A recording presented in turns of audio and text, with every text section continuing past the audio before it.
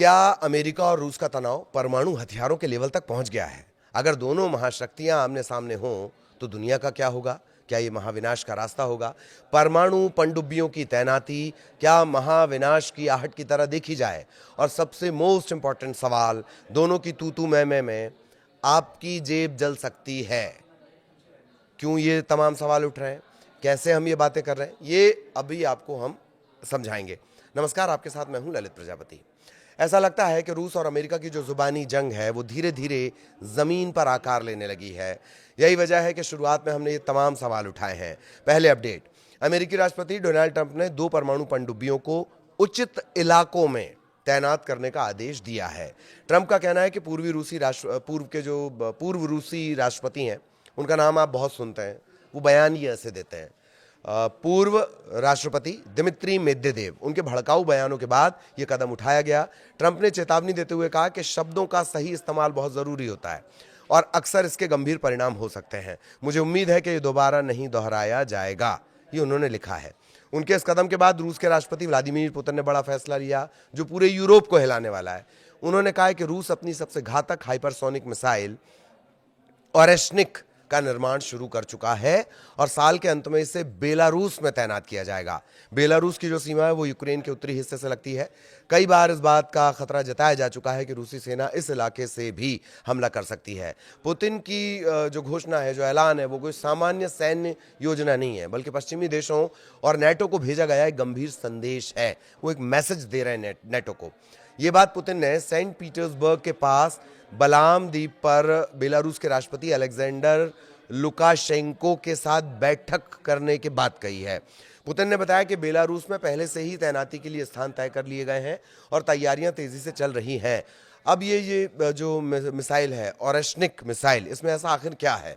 दरअसल रूस ने पहली बार पिछले साल नवंबर में यूक्रेन के ड्वीन जो शहर है ड्नीप्रो, उसके एक पुराने मिसाइल कारखाने पर इसे दागा था और उस वक्त एक्सपेरिमेंटल हथियार के तौर पर एक सर्जिकल स्ट्राइक की तरह ये किया गया था। अब इसे सर्विस में एंटर कर दिया गया है, यानी अब इसका इस्तेमाल किया जाएगा। इसकी स्पीड इतनी ज़बरदस्त है कि ये मैक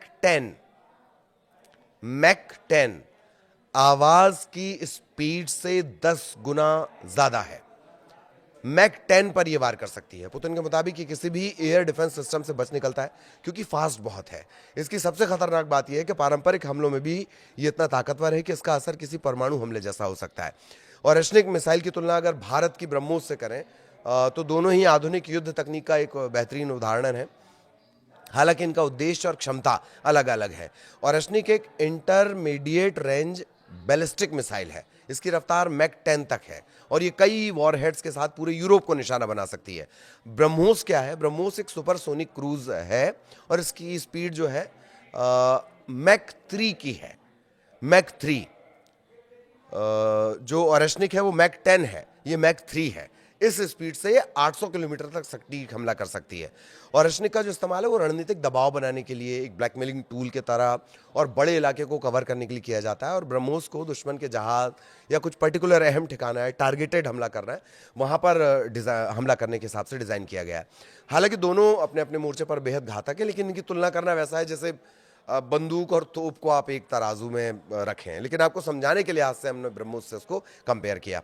वापस मुद्दे पर लौटते हैं तो रूस और अमेरिका के बीच एक बार फिर परमाणु हथियार वाला तनाव बढ़ने लगा है। अमेरिका के राष्ट्रपति डोनाल्ड ट्रंप ने हाल ही में दावा किया कि उन्होंने 2 अमेरिकी परमाणु पनडुब्बियों को उचित क्षेत्रों में भेजने का आदेश दिया है, यानी पर्टिकुलर जगह जहां से टारगेट इजी हो। रूस ने इस बयान को लेकर एक कड़ा जवाब दे दिया।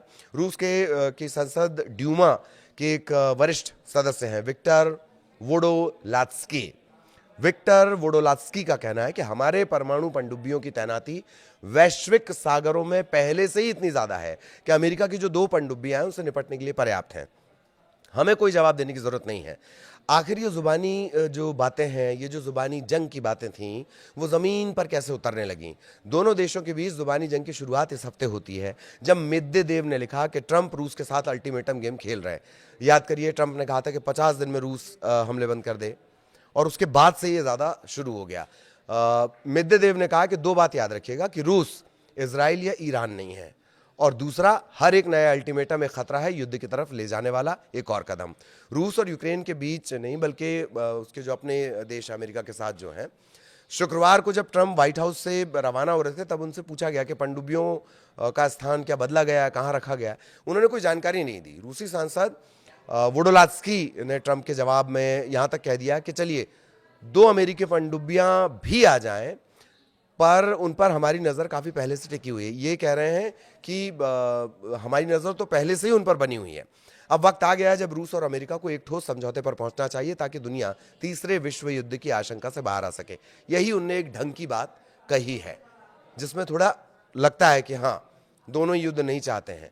इन सब के बीच रूस में इन ग्लोबल अफेयर्स मैगजीन के एडिटर इन चीफ हैं, वो कह रहे हैं कि ट्रंप के बयान को गंभीरता से लेने की ज़रूरत नहीं है। रूसी टीवी चैनल है और रूसी टीवी चैनल तास जिसे आप लोग कहते हैं, उस पर कहा है कि ट्रंप जैसे नेता भावनात्मक और मानव स्तर पर प्रतिक्रिया करते हैं। अमेरिका नेवी ने बयान पढ़कर हैरानी महसूस की होगी। वो ये बात कह रहे हैं, हमने आपको एक एडिटोरियल पॉइंट ऑफ व्यू बताया, रूस इसे कैसे देख रहा है, रूस के लोग कैसे देख रहे हैं। अब खबर का जो दूसरा पहलू है कि अगर इन दोनों महाशक्तियों के बीच ये तनाव बढ़ता है तो आपके लिए तनाव कैसे भारी पड़ेगा। इस तनाव ने कच्चे तेल की कीमतों को आसमान छूने की राह पर ला दिया है। अगर तनाव यूं ही बढ़ता रहता है तो ब्रेंट क्रूड तेल की जो कीमत है वो 80 से $82 प्रति बैरल पहुंच सकती है। ये खबर न सिर्फ दुनिया के लिए चिंताजनक होगी बल्कि आम आदमी की जिंदगी पर इसका गहरा असर पड़ेगा। दरअसल हाल ही में डोनाल्ड ट्रंप ने रूस को यूक्रेन युद्ध खत्म करने के लिए दोबारा जो अल्टीमेटम, पहला 50 दिन वाला था जो अभी हमने आपको बताया, एक और अल्टीमेटम दिया 10 से 12 दिन का। अगर रूस ऐसा नहीं करता है तो रूस के साथ साथ भारत जो व्यापार करते हैं उसमें भारत है, चाइना है, टर्की है, ऐसे देशों पर भारी भरकम प्रतिबंध और टैरिफ लगाए जा सकते हैं। इनकी जो टैरिफ की दर है, जो रेट है, वो 500% तक हो सकती है। और ट्रंप है, आप जानते हैं, आज सुबह वो उठेंगे, उनका हाजमा खराब है, वो कुछ भी बोल सकते हैं। इस तरह के ट्रंप के बयान आपने देखे हैं, यू टर्न के वो एक्सपर्ट हैं। खैर, तो वो जो टैरिफ है वो 500% तक जा सकता है। इसका सीधा असर तेल की वैश्विक आपूर्ति पर पड़ेगा क्योंकि रूस दुनिया के सबसे बड़े तेल उत्पादकों में से एक है। जानकारों का ये कहना है कि तेल की कीमतें बढ़ेंगी और 2025 के आखिर तक जो क्रूड है वो 80 से $82 और WTI क्रूड, ये उसकी एक कैटेगरी आप समझ लीजिए, वो होती है 76 से $79 प्रति बैरल जा सकता है। भारत पर क्यों नजर है? भारत के लिए खबर इस वजह से भी चिंता की बात है, यूक्रेन युद्ध शुरू होने के बाद भारत ने रूस से कच्चे तेल का आयात बढ़ाया, सस्ते में दे रहा है। अपन दिमाग के तेज, अपने प्रधानमंत्री कहां से आते हैं? गुजरात से। हुआ ये कि बहुत सस्ती कीमत पर हमें रूस से तेल मिला है। पहले जहां रूस से केवल आयात का जो परसेंट था वो 0.2% था तेल का, और अब ये हिस्सा पहुंच गया 35 से 40%। ये पूरा बिजनेस, हम इतना तेल वहां से ले रहे हैं। रूस अब भारत का सबसे बड़ा तेल आपूर्ति करता है, लेकिन अगर अमेरिका के प्रतिबंध लागू होते हैं तो भारत को सस्ता रूसी तेल खरीदने में दिक्कत होगी। इसका मतलब यह कि तेल के लिए ज्यादा कीमत चुकानी पड़ेगी या कोई और ऑप्शन देखना पड़ेगा। अब आपकी जेब पर क्या असर पड़ेगा? तेल की कीमतें बढ़ने का असर प्रत्यक्ष और अप्रत्यक्ष, डायरेक्ट इनडायरेक्ट दोनों पड़ता है। तेल की कीमतें बढ़ेंगी तो पेट्रोल डीजल महंगे होंगे, गाड़ी चलाने की लागत बढ़ेगी, ट्रांसपोर्टेशन का खर्च बढ़ेगा, सब्जियां, अनाज, रोजमर्रा की चीजों पर असर पड़ेगा। जब ट्रांसपोर्ट महंगा होगा तो सामान की ढुलाई का खर्च बढ़ेगा, राशन, कपड़ा, अन्य जरूरी सामान, कीमतें बढ़ेंगी। मध्यम वर्ग, गरीब परिवारों के लिए झटका होगा। तेल का इस्तेमाल केवल गाड़ियों में नहीं होता, फैक्ट्रियों में होता है, बिजली उत्पादन में होता है, उद्योगों में होता है। इसका असर सामान की कीमतों पर जाहिर तौर पर पड़ेगा। अगर सरकार तेल की बढ़ी कीमतों का बोझ कम करने के लिए टैक्स घटाने की कोशिश करती है तो उसका नुकसान होगा। इससे सरकारी योजनाओं और विकास कार्यों पर असर पड़ेगा। रास्ता क्या है? वेंचुरा सिक्योरिटीज के जो जानकार हैं, विशेषज्ञ हैं, रामास्वामी, उनका ये कहना है कि तेल की आपूर्ति में कमी करने के लिए सऊदी अरब और जो ओपेक कंट्री हैं उनकी मदद चाहिए, लेकिन इसमें समय लगेगा जब तक तेल की कीमतें ऊंची बनी रहेंगी। भारत जैसे देशों में वैकल्पिक ऊर्जा जैसे सौर ऊर्जा, पवन ऊर्जा, इन पर ज़्यादा ध्यान देने की बात बहुत पहले से कही जा रही है। आम आदमी को भी अपने खर्चों को संतुलित करने की ज़रूरत है, ये भी बहुत पहले से कहा जा रहा है। न तो वैकल्पिक ऊर्जा पर हम जाना चाह रहे हैं और आम आदमी के खर्च की बात तो आप छोड़ दीजिए। तो उम्मीद आपको भी ये करनी चाहिए कि तनाव कम ही रहे दोनों देशों के बीच का, दोनों महाशक्तियों के बीच का, ताकि आपका तनाव ना बढ़े। इसी बात का ख्याल रखना है। आगे भी अपडेट आप तक पहुंचाते रहेंगे। नमस्कार।